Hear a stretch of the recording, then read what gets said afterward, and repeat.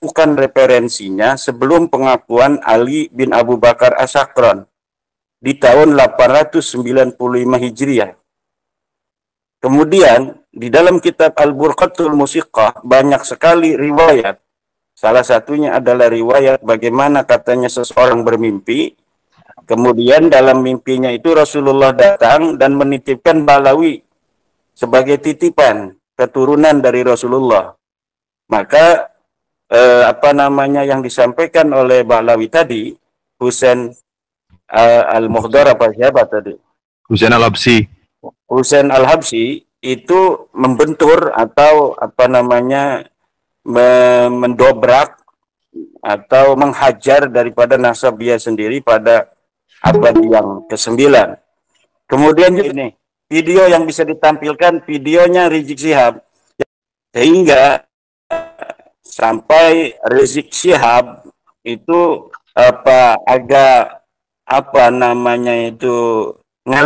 ngelelece istilah orang Banten itu terhadap nasab Wali Songo. Kalau pengen diisbat, tes DNA dong. Sekarang sudah ada rambut. Ini mungkin ada enggak ini video yang bisa ditampilkan, videonya Rizik Syihab.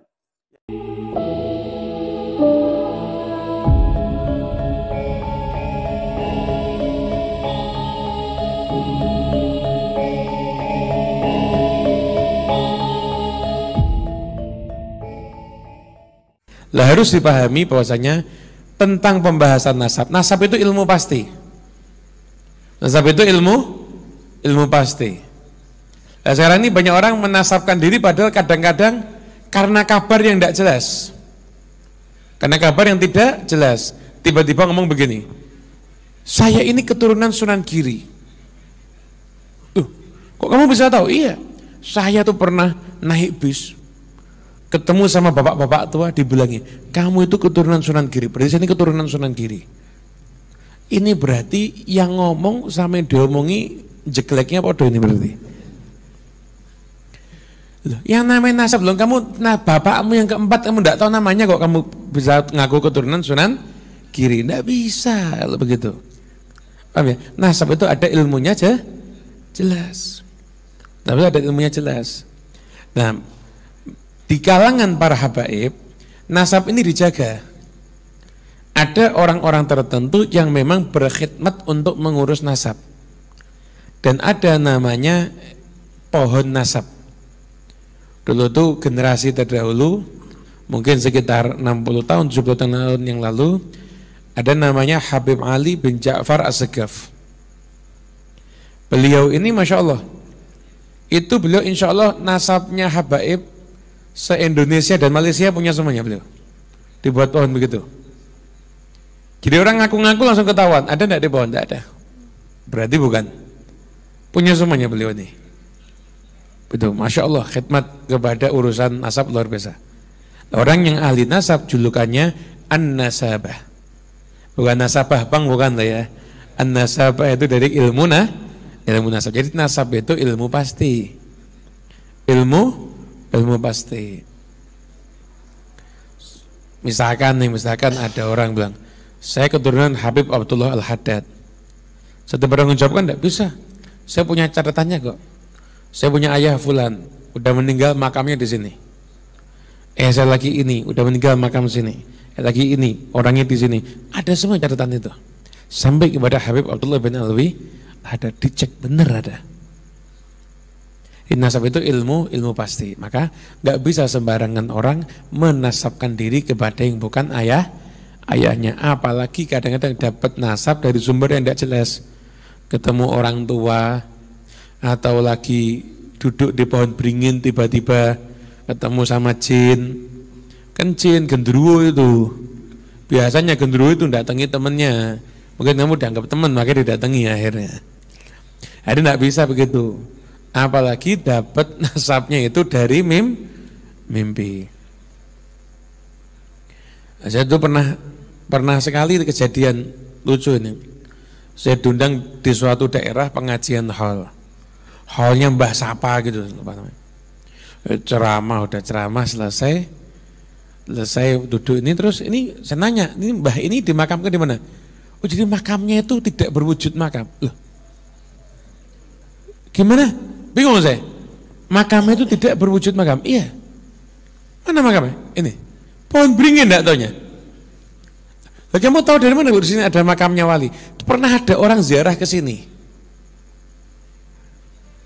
Dia bilang katanya di sini ada wali. Akhirnya kita cari nasabnya. Ketemu. Kita sambung-sambungkan ketemu, tidak bisa nyambung-nyambungkan. Sambungkan sampai ke Sunan Kalijogo, sampai ke Nabi Muhammad. Tak lihat, oh gila orang ini berarti ini. Datang ke tokoh-tokoh ahli nasab, dibilangi kamu cari lagi, tidak benar ini. Akhirnya namanya hal fiktif itu akhirnya jadinya ya. Makamnya juga makam fiktif, tidak bisa. Ini kalau di situ ada makam orang, anaknya mana, keturunannya siapa, kan harus jelas itu ya. Harus jelas. Ada tuh daerah begitu tuh ada. Sengaja memang memfiktifkan makam, setelah itu nanti buat propaganda seakan-akan itu makam keramat, biar banyak orang yang ziarah, nanti masyarakat setempat ada yang buka warung, ada yang jaga parkir, ada begini, jangan dikira enggak ada loh. Ada begini, makanya ziarah yang jelas-jelas saja. Ziarah yang jelas-jelas saja. Jangan lihat polisi tidur di ziarah dikira makam, bukan. Ini biar tidak ngebut loh kasih polisi tidur. Itu. Macam-macam orang sarane. Ya, saya bisa menangkap beberapa poin dari apa yang telah disampaikan oleh Ba'lawi ini. Ba'lawi Husain ya namanya. Bahwa yang pertama titik poin adalah tentang nasab itu adalah ilmu pasti. Yang kedua bahwa background dari apa yang telah disampaikan oleh Ba'lawi ini adalah bahwa ada orang yang mengaku bernasab kepada Sunan Giri. Yang kedua adalah tentang bagaimana para Ba'lawi rapih di dalam mengurut dan mencatat silsilah.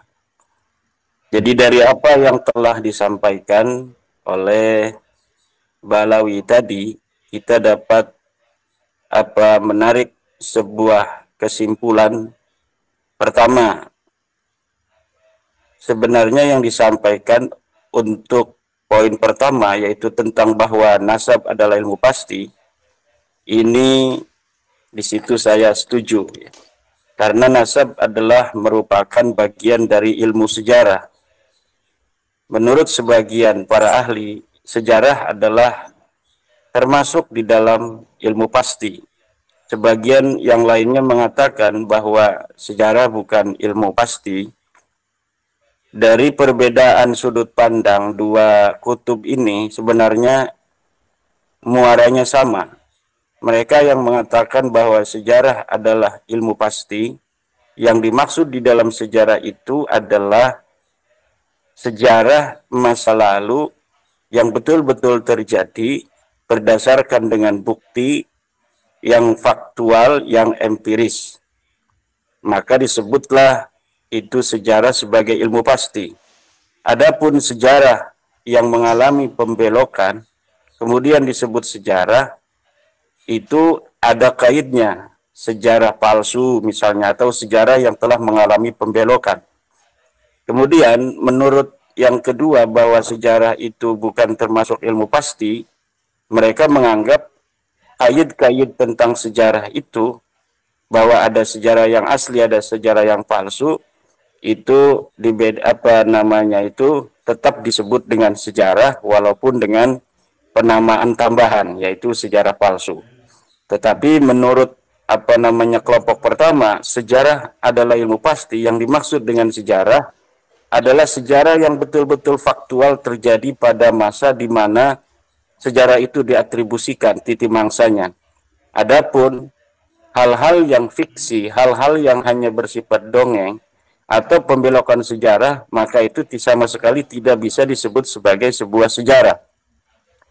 Karena nasab bagian daripada sejarah, maka nasab juga adalah ilmu pasti. Itu saya setuju sampai di sana apa yang dikatakan oleh Ba'lawi Husain tadi, bahwa nasab adalah ilmu pasti. Oleh karena itu, Tadi dia juga mengatakan bahwa nasab tidak bisa diisbat oleh mimpi.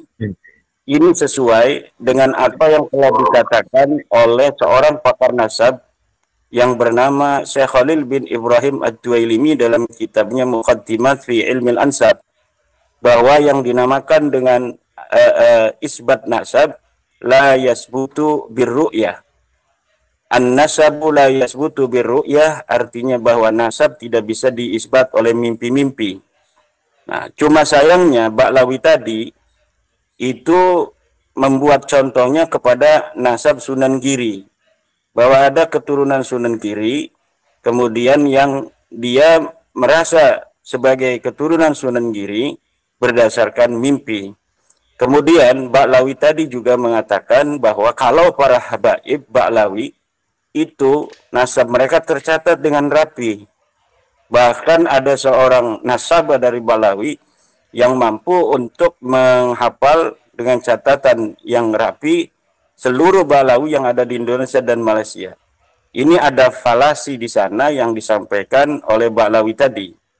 Ya, sebenarnya apa yang telah disampaikan oleh Ba'lawi tadi itu membentur kepada nasab Ba'lawi sendiri.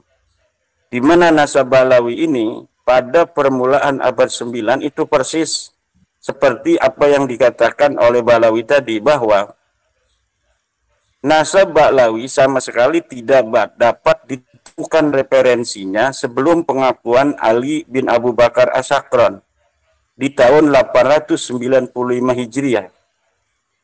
Kemudian di dalam kitab Al-Burqatul Musiqqah banyak sekali riwayat.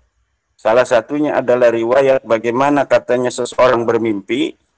Kemudian dalam mimpinya itu Rasulullah datang dan menitipkan Ba'lawi sebagai titipan keturunan dari Rasulullah. Maka yang disampaikan oleh Ba'lawi tadi, Husain Al-Muhdar apa siapa tadi? Husain Al-Habsyi. Husain Al-Habsyi itu membentur atau mendobrak atau menghajar daripada nasab dia sendiri pada abad yang ke-9. Kemudian juga dalam kitab An-Nur Safir, Mas Rifki, itu ada sebuah riwayat di mana seorang yang bernama Syihabuddin Ahmad, yang Syihabuddin Ahmad ini ada di abad ke-10 Hijriah. Di dalam kitab An-Nur Safir itu diriwayatkan bahwa ketika dia masih mengalami keraguan tentang makam Ahmad bin Isa yang ada di Hadramaut, dia berada dalam keadaan tidak ingat. Ya. Kemudian Ahmad bin Isa datang kepadanya, kemudian dia bertanya kepada Ahmad bin Isa, apakah betul makammu itu yang ada di Hadramaut ini, wahai Ahmad bin Isa? Kemudian Ahmad bin Isa mengatakan, na'am. Dari situ kita dapat menarik sebuah benang merah antara apa yang diucapkan oleh Ba'lawi Husain Al-Habsyi tadi dengan riwayat-riwayat yang ada di dalam nasab Ba'lawi yang penuh dengan haluisme, yang penuh dengan nilai-nilai yang seperti yang dikatakan oleh dia. Satu sisi dia mengatakan bahwa nasab itu adalah ilmu pasti, di sisi lain banyak riwayat-riwayat di dalam tradisi literatur Ba'lawi yang mengatakan bahwa beberapa macam item-item sejarah kenasaban mereka itu diisbat oleh mimpi, walaupun itu di dalam Alkitab Al-Burqatul Musiqqah secara empiris kita dapat melihat di dalam kitab itu nasab mereka itu mulai dibangun pada abad 9 itu. Tetapi nasab Ba'lawi ini nasab yang betul-betul keluar, yang betul-betul muncul, timbul di abad 9 itu. Rumel Abbas pernah mengatakan bahwa sebenarnya Ali As-Sakran bukan yang pertama. Karena di dalam nasab itu, di dalam kitab Al-Burqatul Musiqqah itu, Rumel Abbas itu mengatakan bahwa Ali As-Sakran hanya mensyarahi atau mengomentari sebuah syair yang diciptakan oleh Bakusher. Rumel tidak tahu kalau Bakusher itu adalah temannya Ali As-Sakran itu sendiri. Bisa jadi puisi-puisi yang diciptakan oleh Bakuser itu adalah puisi pesanan dari Ali Asakron, karena dia masih hidup sama gitu. Dia adalah apa namanya, murid daripada pamannya Ali Asakron itu. Ya kalau misalnya orang yang hidup satu masa kecilnya bareng, saya lagi bikin kitab nih Al-Burqatul Musyikah tentang nasab Balawi. Coba tolong dong bikin puisi tentang nasab kami, sehingga bukan hanya dari kami kalangan Balawi yang apa namanya mengisbat nasab kami, tetapi dari orang lain juga mengisbat. Itu bisa saja terjadi. Maka sejarah dan nasab itu jangan sampai masuk di dalam filsafat yang abstrak. Karena sejarah dan nasab itu adalah sesuatu yang konkret, faktual, maka jangan sampai difilsafati sehingga nilai kekonkretan dan faktualnya sebuah nasab dan sejarah itu kemudian menjadi abstrak.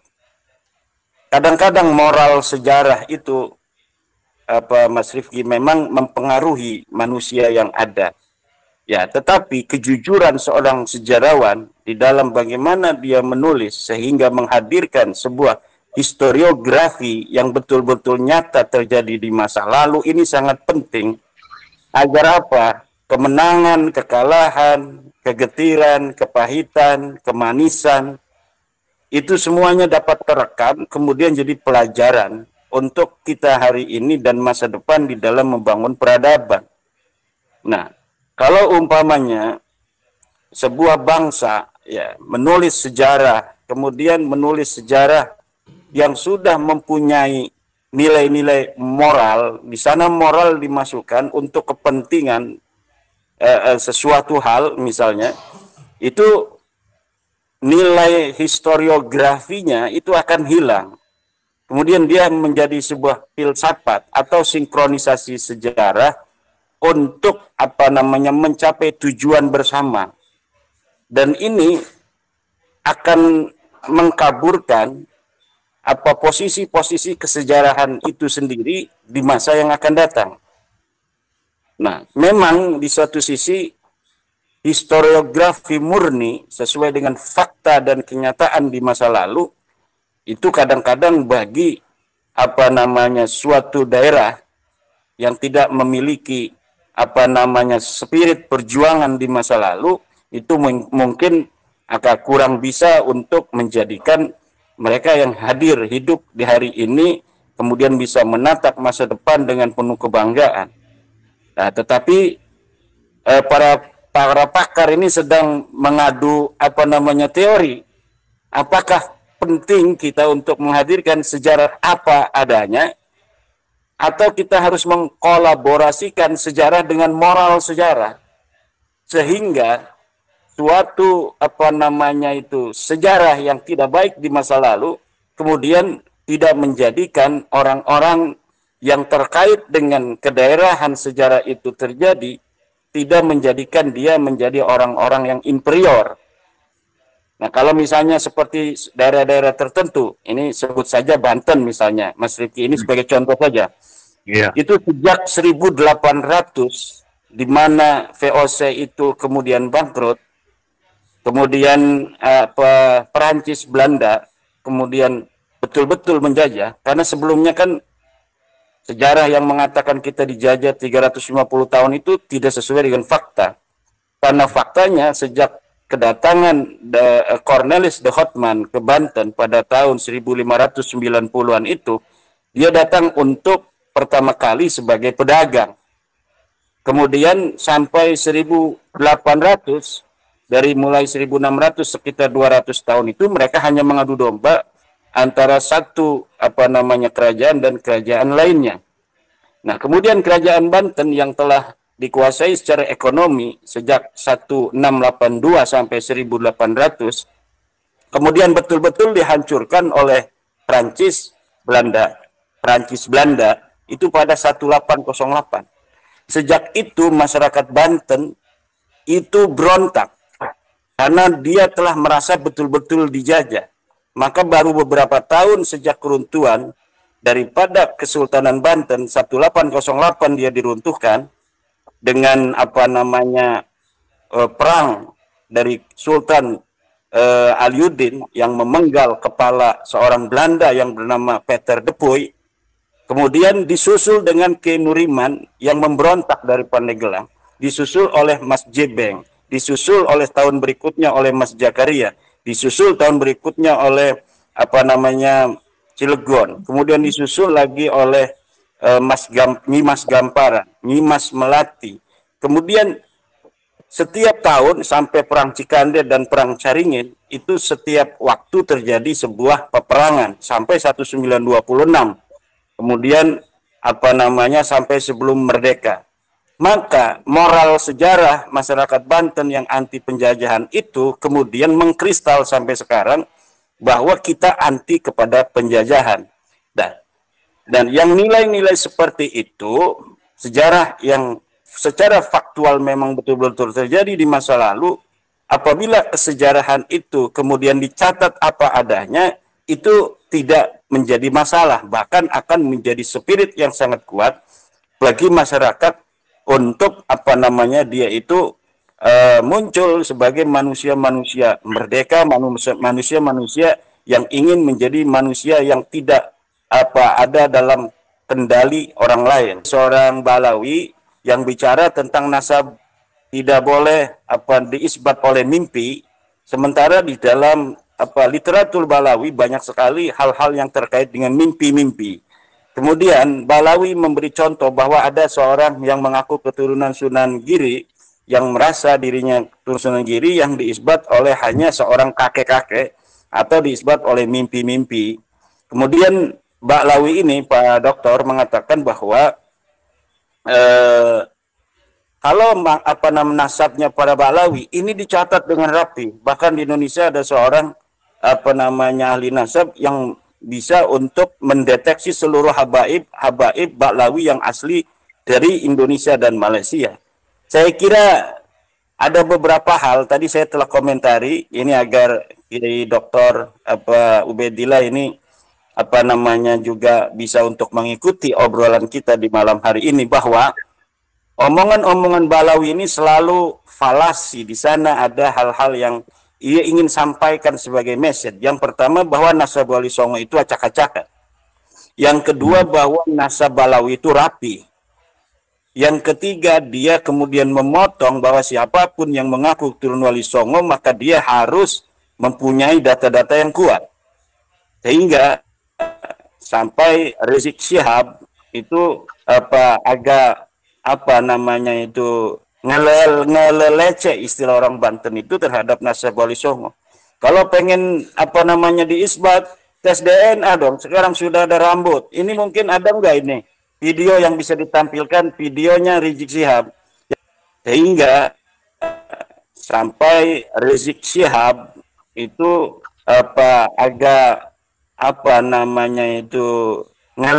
ngelelece istilah orang Banten itu terhadap nasab Wali Songo. Kalau pengen diisbat, tes DNA dong. Sekarang sudah ada rambut. Ini mungkin ada enggak ini video yang bisa ditampilkan, videonya Rizik Syihab.